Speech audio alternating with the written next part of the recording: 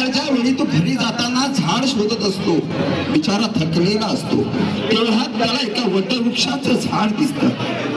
तो प्रथम त्या झाडाला तेव्हा त्याच्या अगोदर तो झाडाची पूजा करतो, मला क्षमा कर, आणि झाड तोडायला सुरुवात करतो.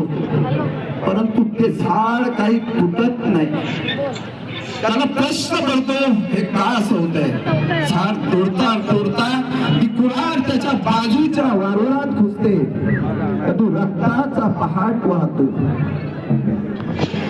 हा रक्ताचा पहाट कसला?